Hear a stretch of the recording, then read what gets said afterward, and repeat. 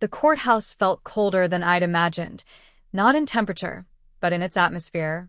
I stepped outside holding a worn manila folder, divorce papers neatly tucked inside, and a heart I wasn't sure still worked. 14 years of marriage ended not with tears or shouting, but with signatures on a few documents and a judge's indifferent nod. No dramatic goodbye, no final argument, just silence. The kind of silence that drowns you when there's nothing left to say. I didn't feel like going back to what was once home. Technically, it belonged to her now.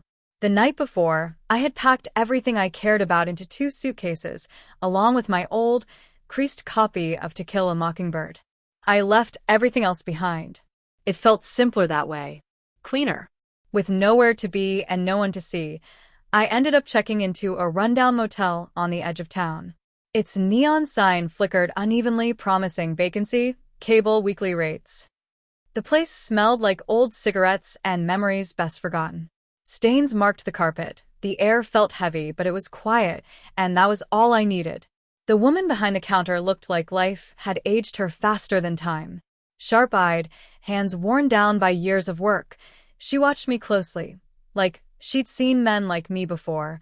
Bloodshot eyes, no wedding ring. A suitcase carrying more regrets than clothes. Without a word about my appearance, she handed me a key card and said softly, "Room 207. Bed's decent in that one. You look like someone who hasn't rested in a while." Her tone caught me off guard. It wasn't sympathy. It wasn't curiosity. Just understanding. "Bad day?" she asked, eyes still lowered. I just nodded. "Sign the papers."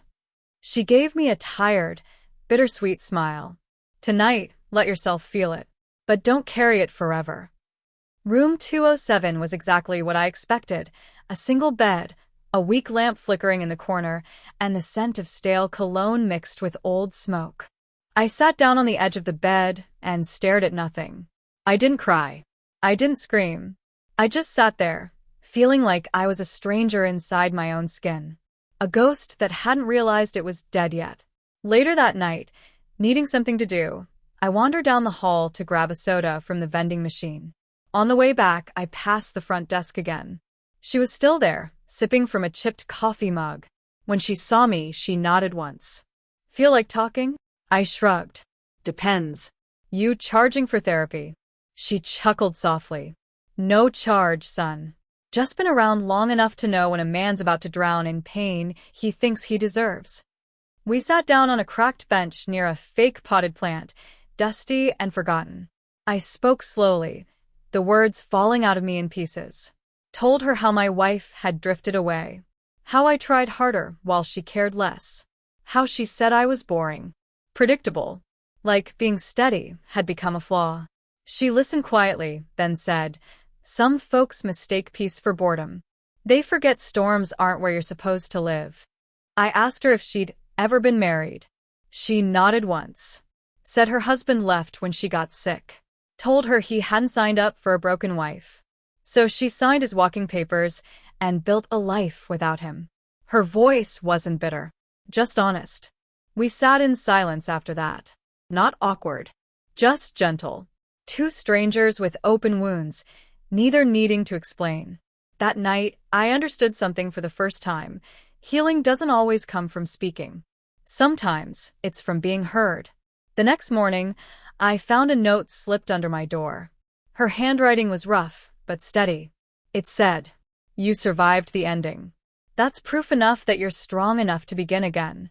Don't waste time trying to piece back what broke. Let it stay broken. Build something new." I left the motel without a destination. No plan. No map. But her words peeled a layer of sorrow from me. I didn't know what was waiting for me next. And somehow that was okay. I had made it through yesterday, and for now, that was enough. Months went by. I started over in a new city. Took a job at a small bookstore. Joined a local hiking group. I even learned how to laugh again. The hurt didn't vanish, but it shrank. Like a pebble in my pocket. No longer the boulder crushing my back. I never saw that motel receptionist again. But her words stayed with me, like an old song stuck in my memory. And when people ask how I got through the worst chapter of my life, I just smile, and tell them the truth.